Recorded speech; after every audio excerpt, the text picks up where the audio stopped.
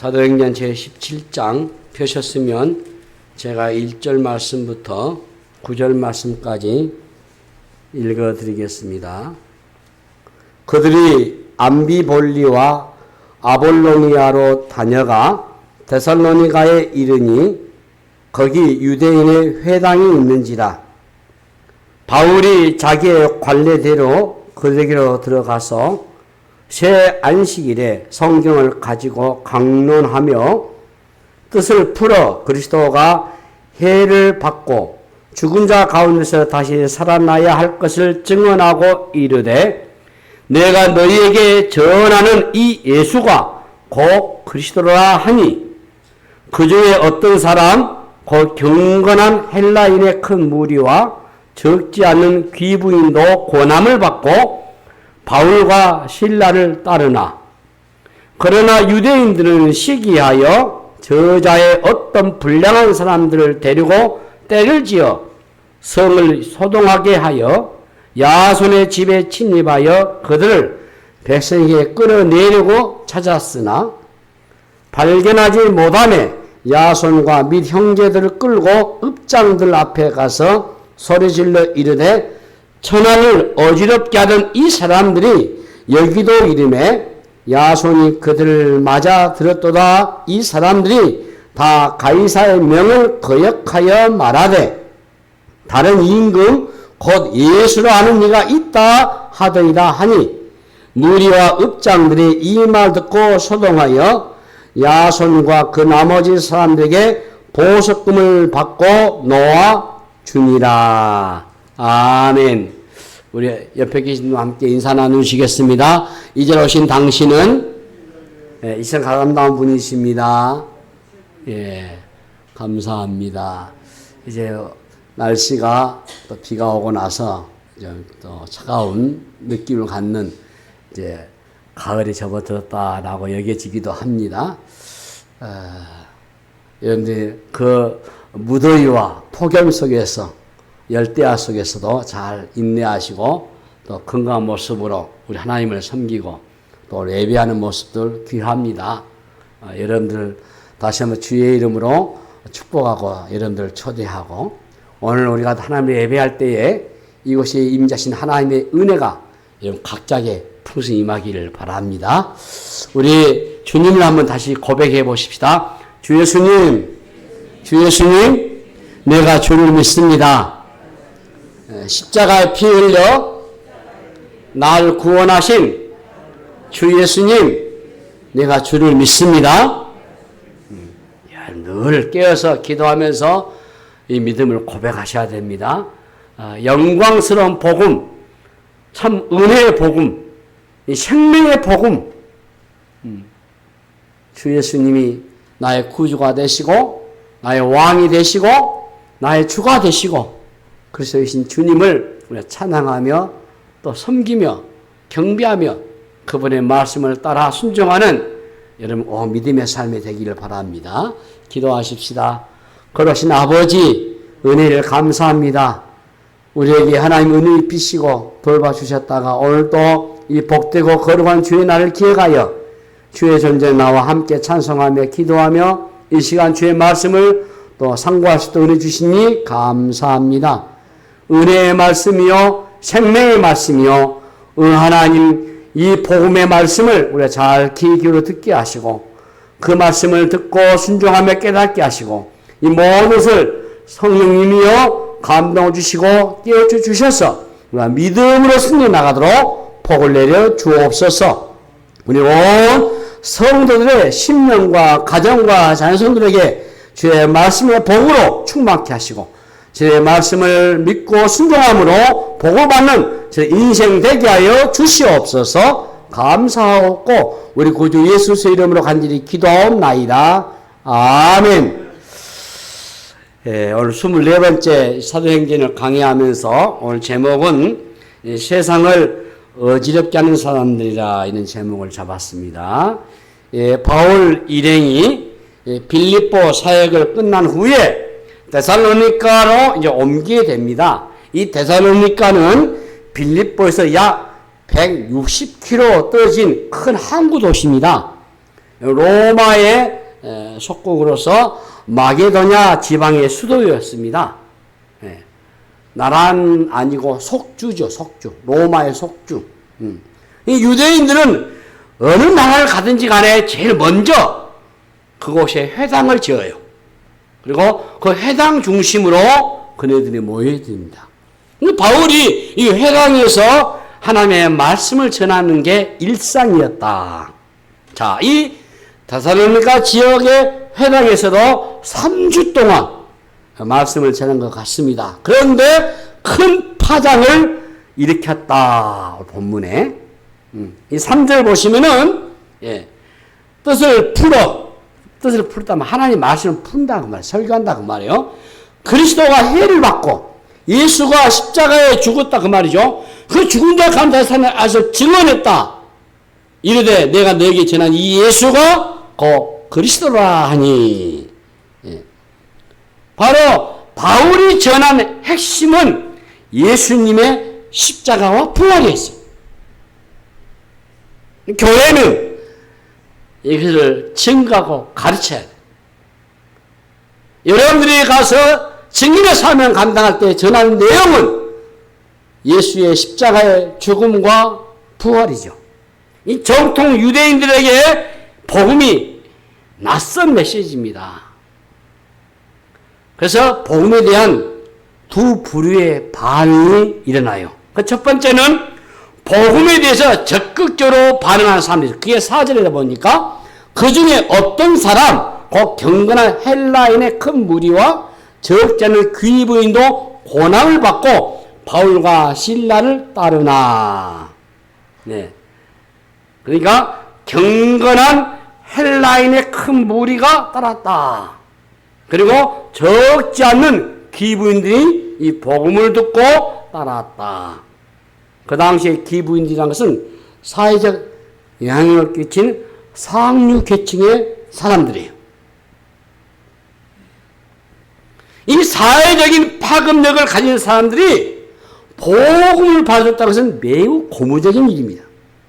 또 다른 반응이 무엇이냐? 5절을 보시면은, 그러나 유대인들은 시기하여 저자의 어떤 불량한 사람들을 데리고 때를 지어 성을 소동하게 하여 야손의 집에 침입하여 그들을 백성에게 끌어내려고 찾았으나, 불량한 사람들을 데리고 가서 소동을 일으켰다.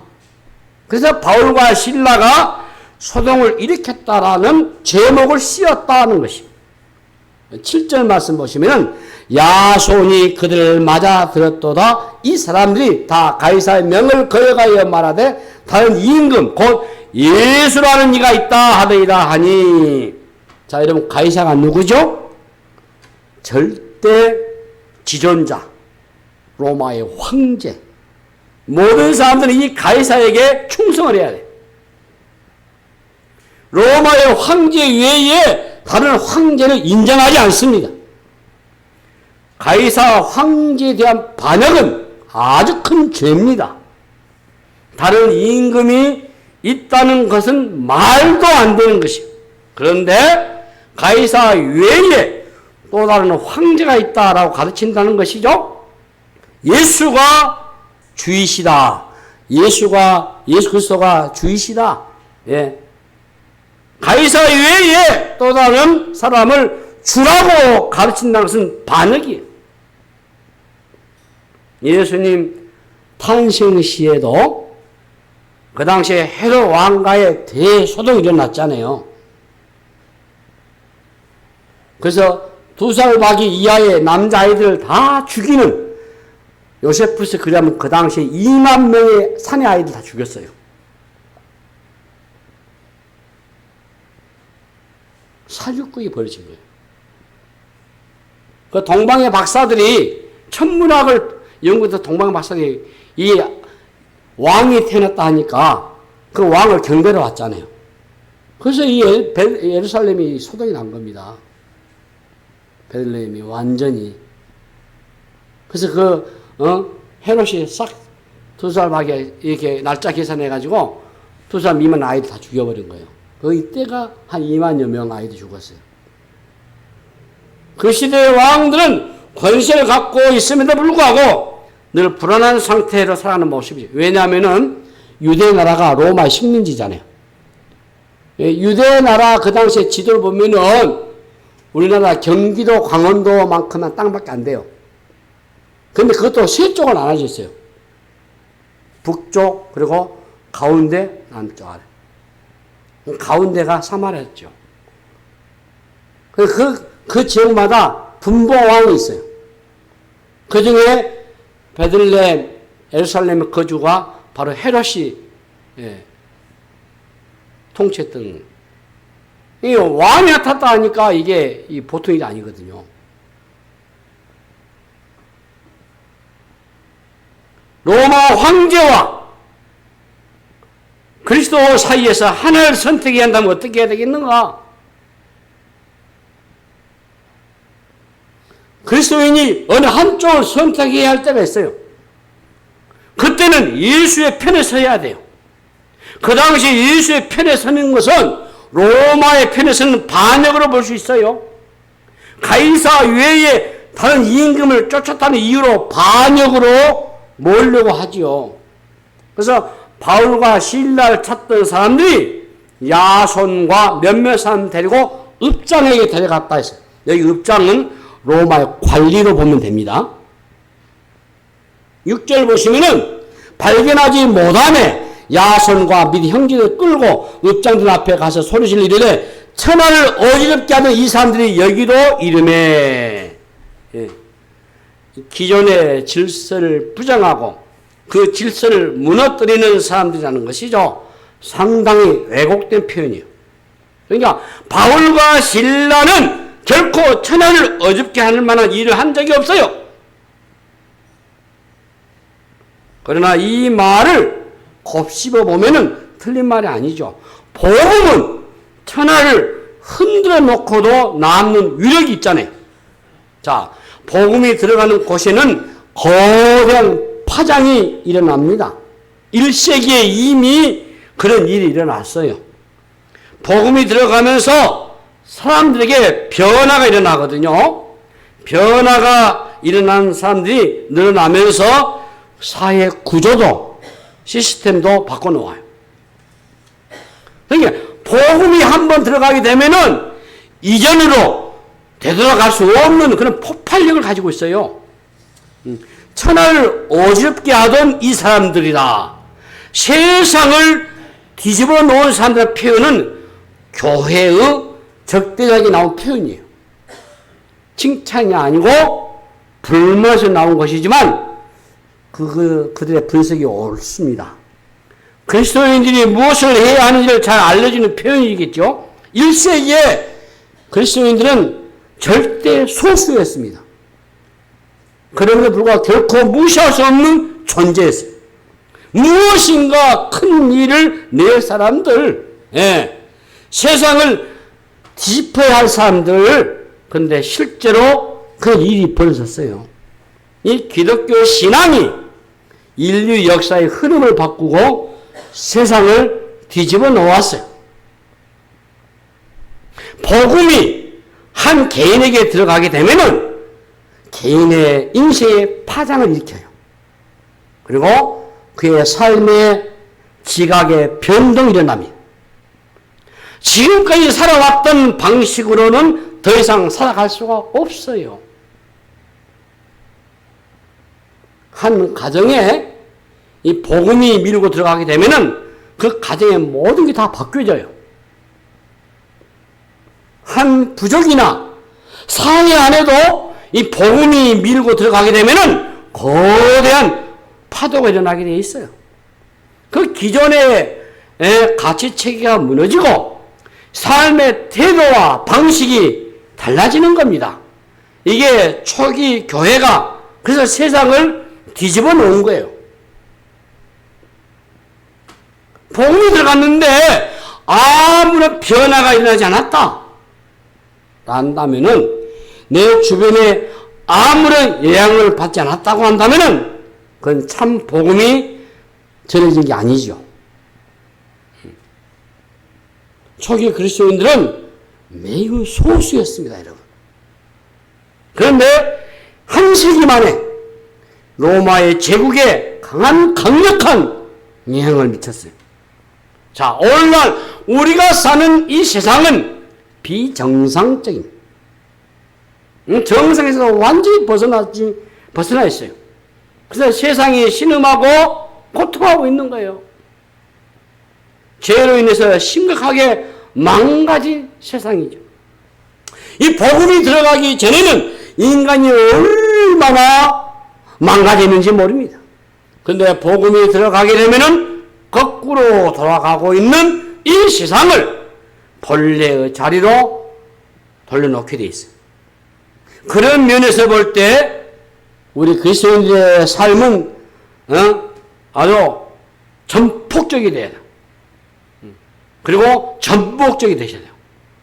복음은 뒤틀린 세상을 완전히 바꾸는 능력이 있기 때문에 완전히 전폭적으로 그리고 전복적으로 바꾸셔야 돼요. 우리는 지금 이 두 나라 사이에 살고 있습니다. 하나님 나라에 살지만은 동시에 우리는 세상의 나라에서도 살고 있어요. 그렇죠? 완성된 하나님의 나라가 오기까지 우리는 하나님의 나라와 세상의 나라 사이에서 부딪히고 갈등하게 돼 있어요. 눈에 보이는 나라와 보이지 않는 나라는 추구하는 가치가 달라서 충돌은 불가피한 겁니다. 왜? 전혀 다른 세계관이 충돌하거든요. 그리스도인들은 어디에 속해 있는가를 분명하게 드러내셔야 돼요. 여러분들이 명확한 태도를 보이지 않게 되면은 한순간에 무기력할 수밖에 없어요. 이 복음의 진리는 어둠을 밝히는 빛입니다. 빛은 어둠의 일을 폭로하게 돼 있어요. 그래서 거짓을 드러내게 돼 있어요. 그리고 불법을 심판하게 돼 있어요. 빛이 비춰지면은 어둠은 설 자리를 잃게 돼 있어요. 이 복음이 전해지는 곳에는 어둠이 그만큼 저항하게 돼 있어요. 복음이 제대로 전해지게 되면은 거짓의 왕국은 무너져요.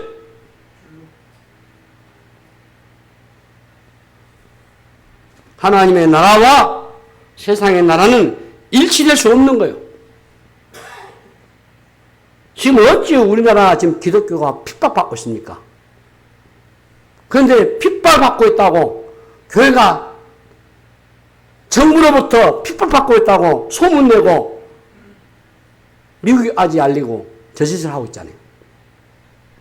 바른 복음이 있으니까 변질된 사이비들이 저 난리를 치는 거예요. 우리는 그럴수록 더 바른 복음에 굳건히 서고 바르게 선포하셔야 돼요.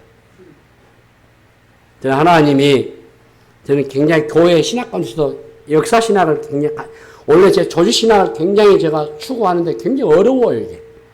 그런데 조직 신학 7권의 결론은 우리 선생님이 가르친 대로 믿음으로 신앙하는 것이구나. 그런 결론을 내렸어요. 그리고 이제 역사를 봅니다. 교회 역사를 보게 되니까 초기 우리 기독교 역사 이전의 역사와 그리고 역사의 주인공 이 히스토리에 예수님이시잖아요. 그 예수님으로 탄생해서 AD와 BC로 나눠지잖아요. 초기 기독교 역사, 중세기 기독교 역사, 그리고 종교개혁의 기독교 역사, 근세의 기독교 역사, 현대 기독교 역사, 앞으로 미래의 기독교 역사, 그리고 우리 한국의 기독교 역사 쭉 이렇게 책을 보고 살펴봅니다. 짧은 기독교의 역사 140만 년 만에 지금 세계에서 두 번째로 많은 선교사를 파송한 나라가 대한민국이에요. 하나님이 우리 한국 교회에 크게 복을 주셔가지고 그 중에서도 우리 교회가 속해 있는 우리 합동교단이 가장 많이 전 세계에 선교사를 파송해가지고 복음을 증거하고 있습니다. 이렇게 교회가 부흥하고 성전을 많이 파쇄했음에도 불구하고 또 한편에서는 거짓과 사이비가 난무해요. 그 중에서 대표적인 한국 교회의 자생적인 사이비 이단이 통일교입니다. 이 통일교는 박정희 정권 때 동생동락을 했어요. 그 말은 함께 뜻을 두고 살펴주고, 박정희 씨가 승공이라는 미명으로, 반공이라는 미명으로 통일교를 앞세웠어요. 통일교는 두 갈래로 일본을 잠식했습니다.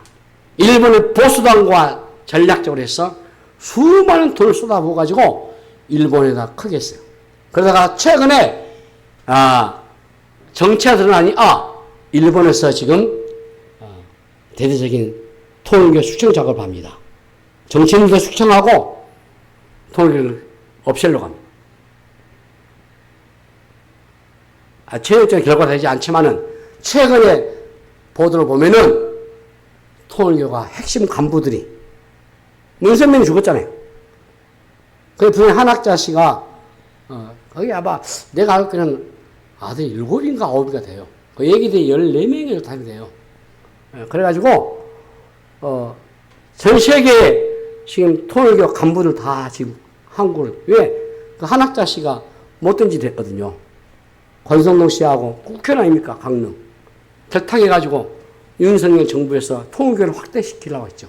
사업을. 이게 이제 발각돼가지고 특검에서 계속 출두하라니까 아프다는 핑계대고 전 세계 통일 지도를 다 불러들여요. 여러 가지 서류에 하면은 일본에 한 3, 40만 명을 한국으로 이주시키려고 하는 계획이 폭로됐잖아요. 거대 음보였습니다. 하나님이 다 덧내셔가지고 이번 기회에 발버둥을 하지 않으면은 곤란할 거예요. 이 통일교는 미국의 1970년부터 보수 정권에다가 수많은 정치 자금 되면서 손을 대고 있어요. 우리 정부는 이런 음모에 지금 참 어려움을 당하고 있죠. 반신앙이 아니에요. 왜 제가 이걸 자세히 아냐면 가장 가까운 분이 통일교 핵심 간부에서 제가 잘 알고 있습니다. 그래서 제가 그 통일교의 원리강을 다 읽어봤어요. 다 가짜입니다. 성경을 다 애호시킨 아주 거짓된 겁니다. 어떻게 문선명이와 한학자가 자기 부모입니까? 자기 부모가 있는데도 인정 안 해요. 내 어머니와 내 아버지 인정하지 않고 그 문선명이와 한학자가 내 아버지고 내 어머니다 하라고 그들은 기도를 합니다. 우리는 유일한 우리의 기도를 들으시고 보시고 응답하시는 하나님 앞에 예수님의 이름으로 기도하지만 그네들은 통일교 그들은 문선명이와 한학자 이름으로 기도를 해요. 문선명이는 가짜입니다.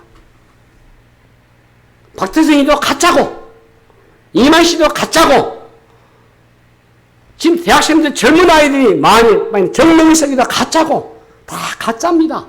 다 거짓이에요. 근데 거기에 미혹돼 가지고 자기 인생을 바치고 가족을 파탄시키고 가정을 해체하고 빨리 우리 정부가 이런 잘못된 이런 사이비의 이단들을 법으로 정해가지고 이 자리에 설 수 없게 만드셔야 돼요. 이게 국가 할 일이에요. 왜? 우리 헌법에는 정치와 종교를 분리했잖아요.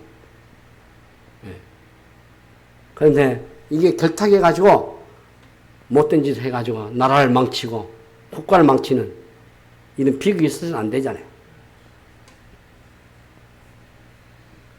이 하나님 나라와 세상 사이에 우리는 충돌을 피할 수밖에 없어요. 자, 마태복음 10장 3, 4절부터 읽어드릴게요. 내가 세상에 화평 주러 온 줄 생각하지 말라. 화평이 아니요 검을 주러 왔노라. 내가 온 것은 사람이 그 아버지와 딸이 어머니와 며느리가 시어머니와 불화하게 하려 함이니 사람의 원수가 자기 집안 식구니라. 아버지나 어머니를 나보다 더 사랑하는 자는 내게 합당하지 않냐고, 아들이나 딸을 나보다 더 사랑하는 자도 내게 합당하지 않냐며, 또 자기 십자가 지고 나를 따르지 않는 자도 내게 합당하지 아니하니라. 자, 자, 여러분, 복음이 들어가는 곳에는 화평이 아니고 불화가 일어난다. 우리 주님 하신 말씀이셔요. 이 말은 무슨 말이냐면 강력한 부딪힘이 일어난다 그 말이에요. 한 가정에 복음이 들어갈 때 가정이 한번 요동을 치게 돼 있어요. 평화롭던 가정에 풍파가 일어난다 그 말입니다. 왜 복음이 전해졌는데도 평화가 아닌 불화가 일어나게 되겠습니까? 이 불화는요, 파괴적인 게 아니고 참된 평화를 얻기 위해서 한 번은 거쳐야 할 과정이에요. 주님이 말씀하시는 평화는 감성적인 평화를 말한 게 아니요, 예수를 믿는 순간 가정 안에 불화가 일어나요. 모두 다 눈 감고 그냥 조용히 지나가면은 불화가 일어나지 않을 수 있어요. 그러나 제대로 된 신앙을 드러내게 되면은 반드시 거쳐야 할 것이 불화가 생겨요. 복음은 인간의 죄와 인간의 허약함을 다 드러냅니다. 오랫동안 지내왔던 제사를 우리가 거부할 때 믿지 않는 형제들이 가만히 있지 않지요. 그때 어떻게 해야 되겠습니까? 믿음의 선택을 해야 되지 않겠어요? 예수 그리스도를 주로 섬기는 순간부터 새로운 질서를 받아들이셔야 돼요. 예수님이 화평을 주러 온 게 아니고 거업을 주러 왔다고 하는 말씀의 의미가 무엇입니까? 부모와 형제를 미워하라는 게 아니에요. 여러분 오해하지 마세요. 예수를 믿으니까 안 믿는 부모 형제 미워하라 이게 아니에요. 여러분 우선순위가 바뀌어졌다 그 말이에요. 그리스도가 모든 관계보다 우선시 된다. 우리 처음 믿는 초신자들은 본문의 말씀을 잘 오해할 수 있겠지만은 그리스도를 우선순위에 둘 때에 사실 부모와 형제를 더 사랑하게 돼 있어요.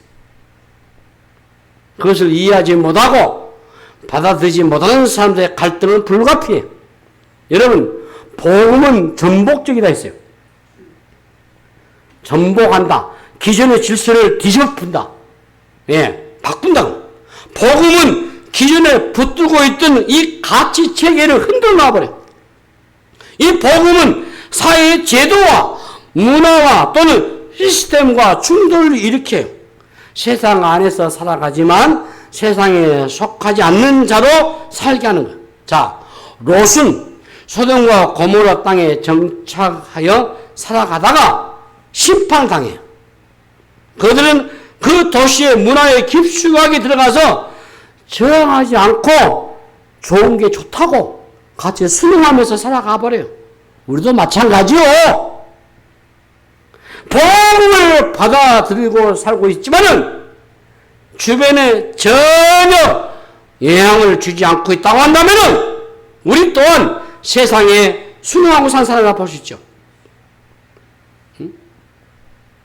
지난주에 설교했던 거 16장이 뭐였습니까? 귀신 들린 자를 이용해가지고 돈을 버는 자도 마찬가지죠. 사람을 살리고 한 사람을 회복시키는 일보다 자신의 밥그릇이 더 중요해요. 예수를 인정하고 받아들이고 하면은 자신이 붙들고 있는 것들 다 내놓으셔야 돼요. 그때 저항이 일어나요. 이 존 스토트 목사 그 책에 그분이 저서했던 제자도라는 책이 있어요. 이 존 스토트 목사님이 참 훌륭합니다. 제가 이번에 책 성경을 어떻게 읽으신가를 신학교 초기 읽었어요. 네. 영국 목사님이신데 아주 영국에 독일에 훌륭한 신학자들 많아요. 미국에 따라갈 수 없는. 그분의 그 책 제자도에서 급진적인 제자도를 다루고 있는데요. 1장에서 다룬 주제가 뭐냐면 불순입니다. 예수 믿는 그리스도인이라면은 세상의 체계와 방식을 순순히 따지지 않는 힘을 가르치고 있습니다. 지금도 복음이 들어가는 곳에 그런 일이 일어나게 돼 있어요. 직장에서 내가 예수 믿는 것 자체를 싫어합니다. 그냥 조용히 교회만 다니면 문제 없어요. 그러나 내가 믿는 사람으로서의 영향력이 들어가게 되면은, 그리고 그 영향력이 그들의 삶에 치명적인 경제적인 손실이 있게 되면은 그때는 달라져요. 그리스도인으로서 진실한 삶을 살면은 그 자체가 이어질 수 있어요. 자, 성경에 나와 있잖아요. 다니엘과 그 세 친구는 어떻습니까? 바벨론의 포로로 붙잡혀 갔어요. 그들은 노예였지만은 왕실에 특채됐어요. 문제는 이 왕실의 문화에 순종을 해야 됩니다. 바벨론식의 이름으로 계명을 했어요. 왕이 주는 포도주와 진미를 먹어야 했어요. 그 음식은 단순히 왕이 주는 음식이 아니고 하나의 유화 정책입니다. 그 말은 순응하라 그 말이에요. 예. 너네들이 믿고 있는 그 하나님을 버리고 바벨론의 하나님, 바벨론의 신을 따라 그 뜻이에요 지금. 이 바벨론의 문화에 흡수시키려고 하는 거예요. 이 문화를 따르든지 거부하든지 둘 중 하나예요. 성경 속에 나오는 바벨론은 하나님 나라와 대립한 것입니다. 적대적입니다. 바벨론은 나라의 이름으로 끝나지 않고 사탄이 지배하는 세상의 나라를 통치한 게 바벨론 나라예요. 오늘날 하나님 나라 천국과 세상 나라 바벨론과 사탄 나라 이렇게. 예. 다니엘은 그 속에서 어떻습니까? 뜻을 정했어요. 바벨론의 왕의 명령을 어기겠다고. 자기 신앙을 버리지 않겠다고. 자, 다니엘의 삶 자체가 바벨론의 그 체제를 흔들어 놔버린 거예요. 그들의 방식을 그대로 따르지 않겠다고 하는 순간 투쟁이 일어납니다. 그냥 적당히 묻혀 있으면 복잡해지지 않을 수 있어요. 너 나라도 없는 노예 아니냐. 너 그런 식으로 너를 특채해가지고 왕실을 옆에 왔는데 좋단 식으로 이번만 참아라. 이름도 바꾸고 왕이 주는 진미도 먹고 같이 살자. 한 번 사는 인생인데. 우리도 마찬가지예요, 여러분. 제가 늘상 버릇처럼 말하지만 여러분에게 참 죄송합니다만 아직 잘 믿어야 되겠는데. 제 기도 제목이에요. 내가 얼마 남지 않는 인생. 뭐 사람이 많이 살아봤자 100살 앞뒤에요. 100세 인생 우리나라 10,000명도 안 됩니다. 그 말도 현혹되지 마세요, 여러분. 100세 인생? 글쎄요. 10,000명도 안 돼요. 근데 요즘 장시장 가면 거의 90세 되니까. 그리고 뭐, 사람이 내일 어떻게 알아볼 수 있겠어요? 미스터리인데. 교통사고도 많고, 예상치 않은 질병도 많고. 그래서 저는 고민이에요. 왜? 중국에 타락한 목사들 많이 봤거든요. 예수님 거부하고, 평생 하나님의 말씀 전하고, 교회를 섬기는 목사님이 예수님을 배신한 배반자가 얼마나 많다고요. 신앙인들이, 장로님들이, 안수집사님이, 권사님이, 집사님들이, 성도님들이 봤기 때문에 하나님 끝까지 주님 잘 믿고 하늘나라 가게끔 저에게 믿음을 주십시오. 따뜻합시다. 주 예수님, 내가 주님을 믿습니다. 십자가에 피 흘려 나를 구원하신 주 예수님, 내가 주를 믿습니다. 이 믿음 내가 잃지 않고 주님 앞에 설 수 있도록.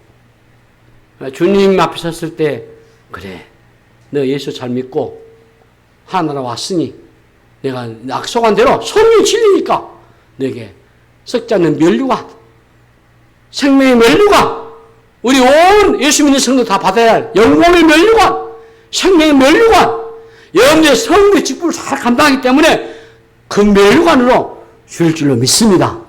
기도해요. 그러니까 늘 살펴봅니다. 제 자신을 돌아봅니다.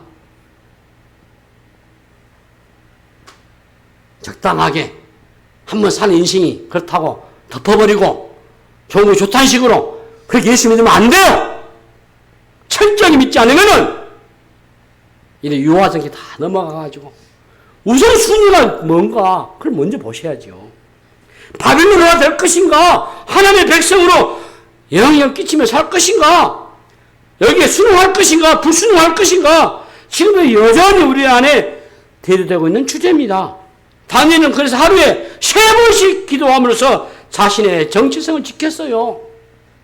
여러분, 기도하지 않으면요 한 방 훅 날아갑니다. 신앙생활이요 한순간 나락에 떨어져버려요. 그러니 늘 깨어서 정신 바짝 차리고 기도하지 않으면 안 돼요. 바벨론의 거대한 힘의 압박에 무릎 꿇지 않았어요. 하루에 3번씩 기도하는데 그 틈이 있겠어요? 그냥 죽이려고 달려드는 그 새들에게 비유를 않았어요. 하나님의 성지 있는 동쪽 창문을 열고 그것을 바라보면서 노예 끌려왔잖아요. 하루에 3번씩 그걸 다 봤어요. 다른 분 여기 다 바벨론 왕이 느부갓네살 다 고발하죠. 죽이라고. 그래서 풀으로 들어간 거 아니요? 사자굴 속에. 다니엘은 영향을 받기보다도 그 땅에 영향을 끼친 인물로 살았어요. 여러분 복음은요 그 자체로 영향력이 있어요. 그래서 변화의 힘을 제공합니다. 제가 우리나라 독립운동했던 그 독립위인들, 독립투사들 책을 읽어보면 그들 한결같이 공통점이 철저한 기독교 신앙이에요. 그런데 한편에는 그걸 이용해가지고 일본을 수용하는 국민의 의뢰라 하면서 일본에 절하고 천황을 받아들이는 그런 못된 짓도 하고 그걸 어색해서 교회가 결정한 겁니다. 여러분. 있을 수 없는 일이에요. 생명 거는 독립운동에 믿는 예수 믿는 사람 누구고 교회에서 예배드리고 목사로 장로로 성도로 살면서 일본 앞에 국민의례라 하면서 참배하고 신사에 절하고 그럼 쉽게 뭐 합니까 여러분? 그렇게 한 거 아니에요. 예수 잘 믿으셔야 돼요. 철저히 믿으셔야 돼요. 찬양곡 305장에 나 같은 죄인 살리신 이걸 지었던 분이 윌리엄 윌버포스예요. 영국의 국회의원입니다. 신실한 크리스찬이에요. 어린 시절부터 그는 2가지 기도 제목이 있었어요. 그 첫 번째는 노예 제도를 폐지하는 일과 2번째는 영국이 사회의 도덕성을 회복하는 일이에요. 그런데 그 시대에 노예 제도를 바꾸는 것은 간단한 일이 아닙니다. 18세기 말 영국이 강력한 해군력으로 아프리카에서 흑인들을 무자비하게 실어나가지고 노예 시장의 전성기를 누렸던 시절이요. 불법적으로 노예를 사고 파는 과정에 많은 노예들이 죽어나갔어요. 그러나 노예 시장에 상권을 얻고 거대한 이익을 챙긴 사업가들이 생겨났을 것이고 정치인들의 결탁으로 인해서 노예 제도는 누구도 건들 수 없는 영역이 됐어요.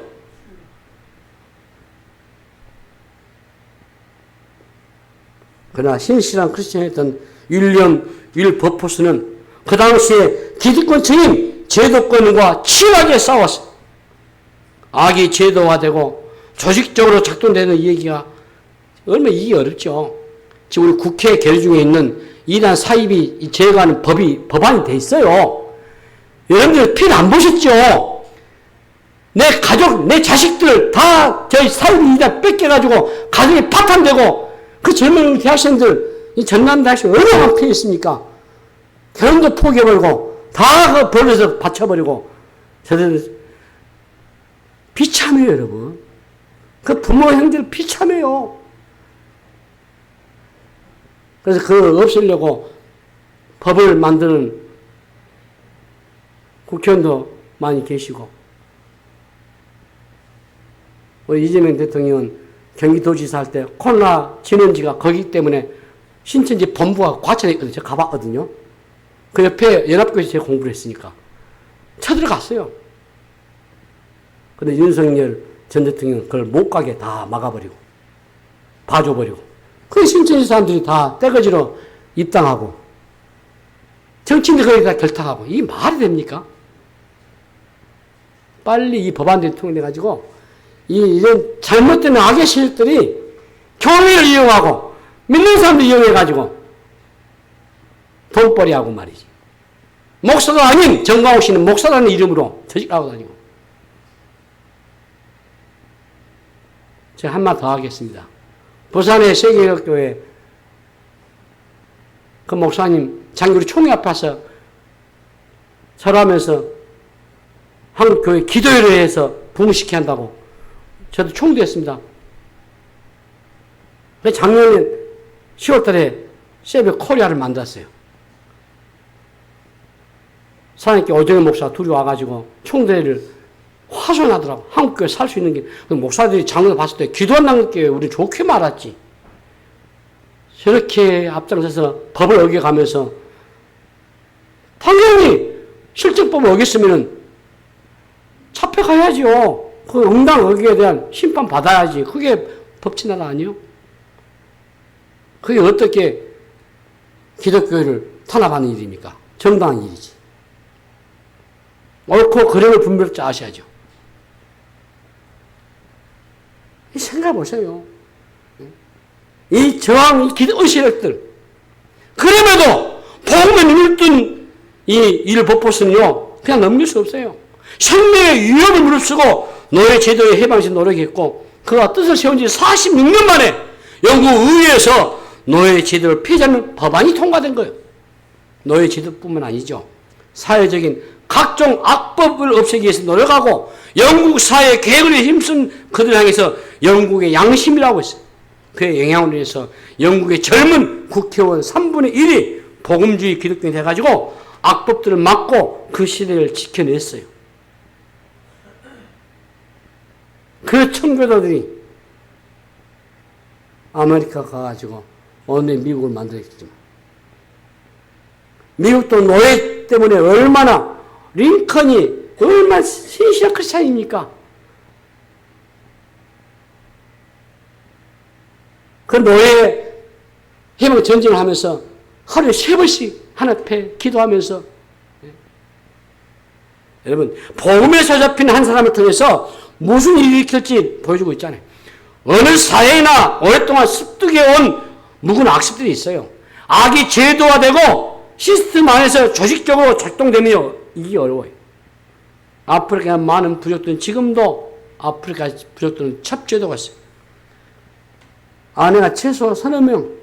하나님은 성경적인 결혼 제도를 분명히 정해놓으셨어요. 성은 한 남자와 한 여자와의 관계 안에서만 인정하죠. 기독교 세계관은 그래서 동성애를 반대하는 정도로 끝난 게 아니에요.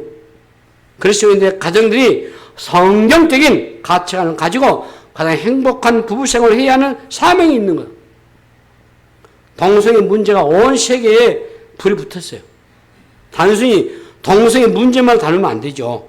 하나님의 창조에 대한 저항이지.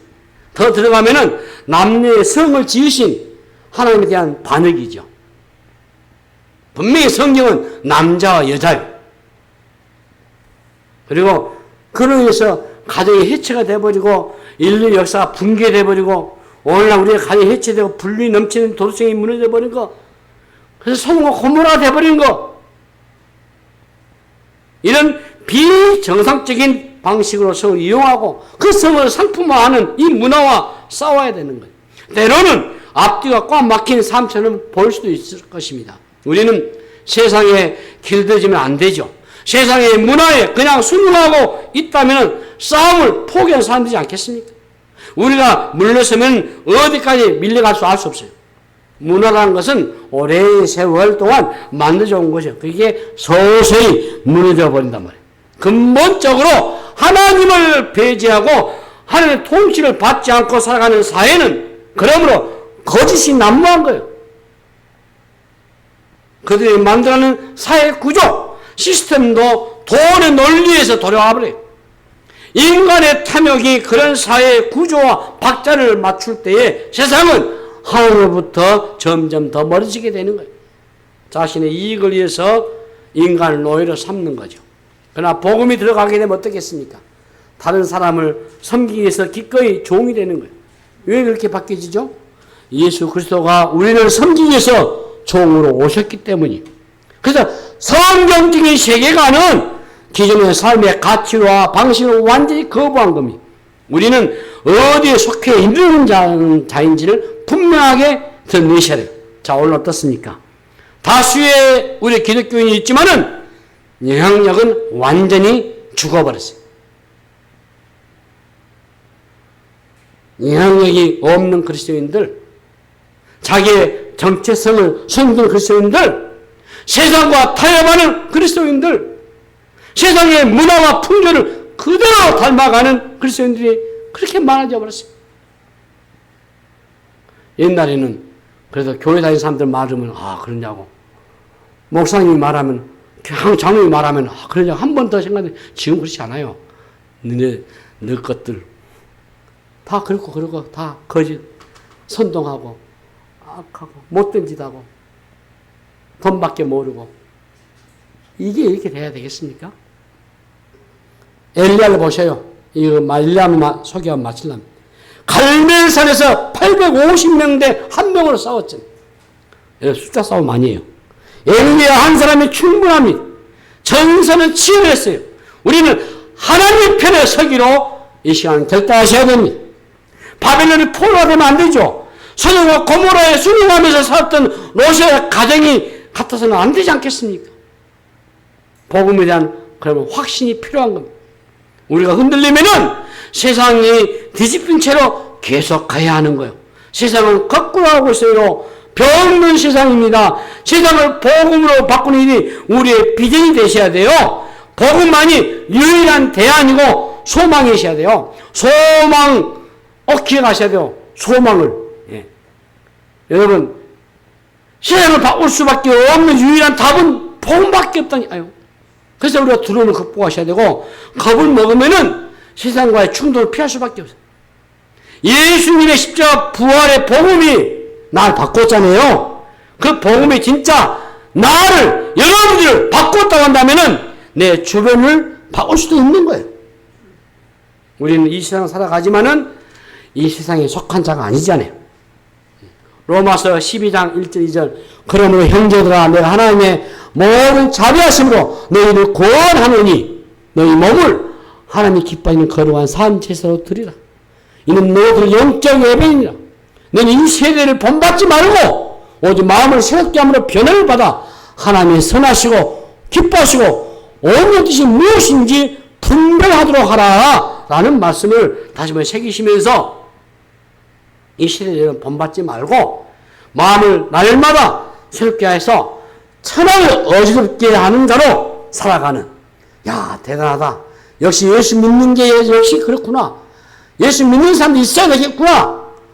여러분 한 사람의 가치 주를 깨닫고 믿음으로 승리해가는 은혜가 되시기를 주의 이름으로 축복합니다. 하나님 우리 아버지 은혜를 감사합니다. 주께서 오늘도 주신 말씀을 다시 한번 새기면서 이 복음이 세상을 어둡게 하는 것을 깨닫고 우리가 변화시키고 우리 능력 있는 삶, 우리의 비전이 되고 우리의 소망이 되게 역사하여 주시옵소서. 이 복음의 영향을 위해서 우선순위의 가치를 다시 한번 우리가 깊게 깨닫게 하시고 하나님 이 세상 살아갈 때에 하나님의 긍휼과 하나님의 정의와 하나님의 자비로 인도하여 주시옵소서. 감사하고 우리 구주 예수 그리스도 이름으로 간절히 기도하옵나이다. 아멘.